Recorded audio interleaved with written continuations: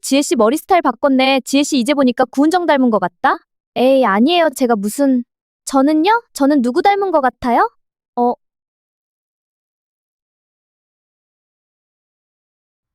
저는 이번 휴가 제주도 가려고요. 제주도? 너무 좋겠다. 에? 왜 제주도를 가? 그 돈이면 차라리 일본을 가지. 난 며칠 전 오사카 가는데 말이야. 혹시 이런 사람 주변에 한 명쯤 있지 않나요?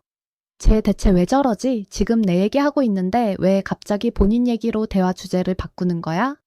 왜 대화만 시작하면 결국 자기 이야기로 흘러갈까요? 사실 이런 행동은 나르시시즘의 특징 중 하나일 수도 있습니다. 한 번쯤은 고민해봤을 쟤 대체 왜 저럴까? 그 심리에 대해서 이야기해볼게요. 방금 본 두 장면 어딘가 낯설지 않으셨을 겁니다.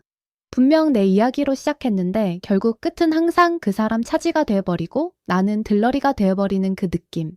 이런 사람을 그냥 자기애가 강하다고 가볍게 넘기기엔 사실 훨씬 위험한 심리가 그 안에 조용히 숨어 있습니다. 이 성격을 심리학에서는 나르시시즘이라고 부르는데 이름의 기원은 그리스 신화 속 나르키소스에서 나왔습니다. 물에 비친 자기 얼굴에 빠져 결국 그 자리를 떠나지 못하고 죽어버린 청년의 이야기인데 거기서 자기 자신에게 과도하게 빠진 상태를 뜻하는 단어가 만들어진 거죠. 쉽게 말하면 나는 항상 옳고 나는 항상 잘났다고 진심으로 믿는 성격인데 심리학에서는 나르시시즘, 사이코패스, 마키아벨리안을 다크 트라이어드, 즉 인간 심리의 어두운 삼각형이라고 부릅니다. 그렇다면 이런 사람들은 실제 일상에서 어떤 모습을 보일까요? 생각보다 특별한 행동을 하는 게 아닙니다. 오히려 너무 흔해서 처음엔 알아채기 어렵습니다. 예를 들어 회의에서 자기 실수로 일이 틀어졌는데도 난 열심히 했는데 팀원들이 일을 제대로 못해서 일이 틀어진 거라고 말하는 사람. 반대로 일이 잘 풀리면 역시 내가 잘해서 그렇게 된 거라고 믿어버리는 사람. 직장 생활을 해보셨다면 주변에 한 명쯤 바로 떠오르실 겁니다. 그런데 여기서 중요한 건 나르시시스트는 사이코패스나 소시오패스보다 훨씬 위험할 수 있다는 겁니다. 이들은 범죄로 넘어가기 바로 직전 딱 그 선까지만 정확히 알고 멈춰서는 사람들이어서 우리는 좀처럼 알아채지 못하기 때문이죠. 범죄자가 아니니까 처벌받을 일도 없고 회사도 멀쩡히 잘 다니고 사람들 사이에서도 아무 문제 없이 어울리며 살아갑니다. 그러다 보니 실제로 우리가 일상에서 마주칠 확률은 사이코패스보다 나르시시스트가 훨씬 높을 수 있다는 거죠. 아마 이 영상을 보고 계신 분들도 주변 사람 때문에 쟤는 왜 저러지? 하고 한 번쯤 고민해 본 적이 있어서 이 영상을 클릭하셨을 가능성이 큽니다. 그 사람의 심리가 궁금하거든요. 하지만 아이러니하게도 나르시시스트 본인이 이 영상을 본다 해도 내 이야기라고 받아들이는 경우는 거의 없습니다. 이들의 핵심 특징 중 하나가 자기 검증이라는 과정 자체가 통째로 없기 때문이죠. 스스로를 의심하거나 돌아보는 단계가 빠져 있으니까 결과적으로 자기 자신이 언제나 최고이고 누구보다 멋진 사람이라는 결론에 너무도 자연스럽게 도달해버리는 거예요.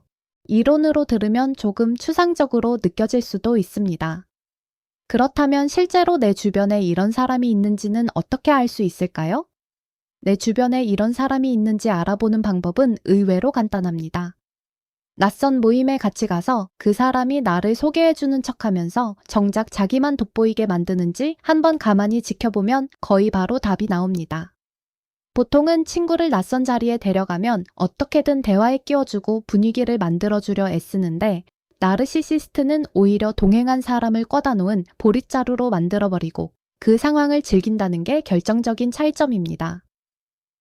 더 교묘한 부류는 한 단계 더 나갑니다. 내가 대답하기 곤란한 질문을 받게끔 일부러 분위기를 짜놓고 내가 어색해하며 머뭇거리는 그 틈을 타서 자기만 더 빛나 보이게 만드는데 이런 패턴이 자꾸 반복된다면 거의 확실하다고 봐야 합니다.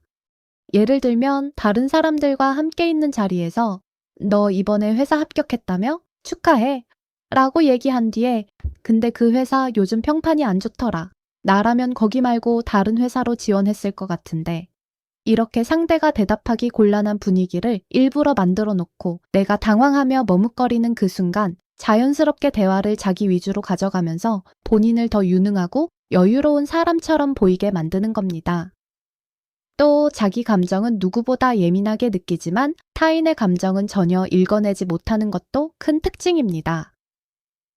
누군가 힘들다고 말해도 공감은커녕 그게 왜 힘드냐? 난 이 정도까지 힘들어봤다. 이런 반응이 먼저 튀어나오니까 대화를 해봐도 끝까지 말이 안 통한다고 느끼게 되는 거죠. 거기다 자신과 다른 의견을 가진 사람은 무조건 나쁜 사람으로 규정해버리고 주변 사람들한테 그 사람을 깎아내리는 분위기까지 부지런히 만들어낸다는 점에서 곁에 있는 사람을 천천히 지치고 무너지게 만든다는 게 진짜 문제입니다. 흥미로운 부분은 이들이 부끄러움이나 수치심 같은 감정을 극단적으로 거부한다는 점입니다. 보통 사람은 실수를 하면 다음번엔 같은 실수를 하지 말아야지 라고 생각을 하는데 나르시시스트에게 그런 생각은 패배자가 늘어놓는 변명처럼 느껴진다고 알려져 있습니다. 성공했을 때 반응도 완전히 정반대입니다. 건강한 자존감을 가진 사람은 좋은 결과가 나오면 주변 덕분이라고 말하는데 나르시시스트는 내 주위엔 변변치 못한 사람들 뿐인데 내가 잘하니까 이뤄낸 거라고 굳게 믿어버리는 거죠. 그래서 이들이 진짜 성취감을 느끼려면 두 가지 조건이 동시에 채워져야 하는데 내가 잘하는 것과 남들이 못하는 것, 이 두 가지입니다. 결국 주변 사람의 성공은 자기 자리를 위협하는 일처럼 느낀다는 겁니다. 사촌이 땅을 사면 배가 아프다는 말, 누구나 어느 정도는 느끼는 감정이지만 나르시시스트는 거기서 한 발 더 나가서 그 사람의 행운 자체를 막으려고 든다는 점에서 평범한 시기심과는 결이 완전히 다릅니다. 그렇다면 나르시시스트는 어떤 사람을 가장 좋아할까요? 의외로 공감 능력이 뛰어난 사람들인데 표정이나 말투에서 감정을 잘 읽어내는 사람일수록 나르시시스트의 부정적인 기운에 더 쉽게 끌려 들어간다는 연구 결과가 있습니다. 문제는 이렇게 공감 능력이 좋은 사람이 나르시시스트의 왜곡된 사고방식에도 더 쉽게 물든다는 점입니다. 내가 나르시시스트가 아니어도 옆에서 오래 지내다 보면 어느새 그 가치관에 서서히 새으며들 수 있다는 게 가장 무서운 부분입니다. 그럼 이런 성격은 대체 왜 만들어질까요? 결론은 유전이 아니라 환경, 그 중에서도 어린 시절 부모의 양육 방식이 결정적인 영향을 미친다는 게 다수 연구자들 사이에서 공통적으로 나오는 의견입니다.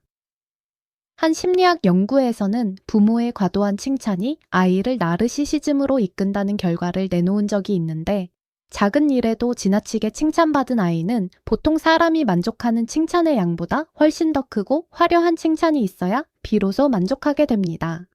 이런 아이들은 자라면서 주변에서 평범한 칭찬만 해주면 부족하다고 느끼고 그 부족함을 메우려고 주변을 깎아내리는 방식을 선택하게 되는데 결국 자기 점수를 올리려고 남의 점수를 깎는 사람이 되어버리는 셈입니다. 아이를 나르시시스트로 키우지 않으려면 몇 가지를 꼭 기억해야 합니다. 먼저 칭찬은 적절한 수준에서 해야 하고 비교를 통한 칭찬은 반드시 피해야 한다는 게 여러 연구자들이 공통적으로 강조하는 조언입니다. 좋은 점수를 받아서 행복하다는 칭찬은 괜찮지만 누군가를 이겨서 행복하다는 식의 칭찬은 위험한 칭찬에 가깝습니다. 비교가 섞인 칭찬이 차곡차곡 쌓이면 아이는 남보다 우위에 있어야만 가치가 있다고 믿어버리게 되거든요. 또 하나 중요한 건 부끄러움이나 슬픔 같은 감정을 자연스럽게 느끼고 표현하도록 도와주는 일입니다. 그런 감정을 느낄 때마다 약하다고 혼내면 아이는 그 감정 자체를 숨기고 부정하는 법을 가장 먼저 배우게 됩니다. 나르시시즘은 타고나는 게 아니라서 변화의 여지는 분명히 있지만 어릴 때 형성된 성격일수록 고치는데 훨씬 많은 시간과 노력이 필요하다는 점도 함께 기억해야 한다는 게 전문가들의 공통된 의견입니다. 이쯤에서 가장 궁금해지는 건 그렇다면 우리가 이들을 어떻게 맞서느냐는 겁니다. 가장 먼저 자책부터 내려놓아야 하는데 나를 힘들게 만든 원인은 분명 그 사람에게 있음에도 본인 탓으로 돌리는 분들이 정말 많거든요. 이렇게 스스로를 갉아먹으면 막상 맞서야 할 때 쓸 힘조차 남지 않게 됩니다. 다음으로 중요한 건 물리적인 거리를 만드는 일입니다. 이런 성향을 가진 사람은 상담이나 치료로 잘 바뀌지 않고 자기가 불편함을 느끼기 전까지는 절대 도움을 구하러 가지 않습니다. 그러니 떠날 수 있는 상황이라면 망설이지 말고 그 관계를 정리하는 게 제일 깔끔한 해결책입니다. 물론 가족이나 회사 동료처럼 끊어내기 어려운 관계도 분명 존재합니다. 그럴 땐 마음의 거리를 두는 연습이 꼭 필요한데 퇴근 후나 주말엔 연락을 일부러 받지 않거나 사적인 얘기를 최소한으로 줄이는 식이 효과적입니다. 속마음이나 약점을 알게 되면 그걸 공격 수단으로 써먹는 사람들이라 나의 정보를 잘 안 주는 게 훨씬 안전합니다. 세 번째로 챙겨야 할 건 분명한 선 긋기입니다. 내가 감당할 수 있는 일과 그렇지 못한 일을 스스로 정확히 구분하고 무리한 부탁에는 흔들리지 않고 거절해야 하죠. 그건 좀 힘들 것 같아요. 조금 더 생각해보고 말씀드릴게요. 이런 식의 짧은 답변 하나만 연습해도 관계의 균형이 확실히 달라집니다. 네 번째로는 저 사람이 언젠가 바뀔 거란 희망을 버리는 게 중요합니다. 설령 변화가 온다 해도 너무 긴 시간이 걸리거나 끝내 제자리인 경우가 훨씬 흔해요. 사랑으로 품으면 달라질 거라 믿고 몇십 년을 버틴 분들 중 결국 허무함만 남았다고 말하는 경우를 자주 보게 됩니다. 마지막으로 가장 신경 써야 할 부분은 나 자신을 다시 세우는 일입니다. 이 관계 때문에 친구나 가족과의 만남이 줄어들었는지 예전의 나와 지금의 내가 너무 달라졌는지를 한번 점검해 보셔야 합니다. 오랫동안 나를 진심으로 아껴온 사람에게 속마음을 털어놓거나 필요하다면 전문가를 찾아 상담받는 것도 분명 좋은 방법이 됩니다. 지친 마음으로는 그 어떤 관계도 제대로 지켜낼 수 없으니까요. 결국 지금까지 말한 이 5가지는 전부 한 방향을 가리킵니다. 자책을 내려놓고 거리를 두고 선을 긋고 변화에 대한 기대를 접고 나 자신을 다시 세우는 것. 이 모든 과정의 끝에는 결국 나를 가장 우선에 두는 삶이 있다는 거죠. 여기서 한 가지 분명해지는 게 있습니다. 내가 잘 되길 바라는 사람 곁에 있어야 나도 같이 좋은 영향을 받으면서 더 멀리 갈 수 있다는 거죠. 반대로 누군가를 깎아내려야만 자기가 빛난다고 믿는 사람 곁에 오래 있으면 본인도 모르는 사이에 그 사고방식에 서서히 길들여져 결국 내 자신을 잃고 말 거예요.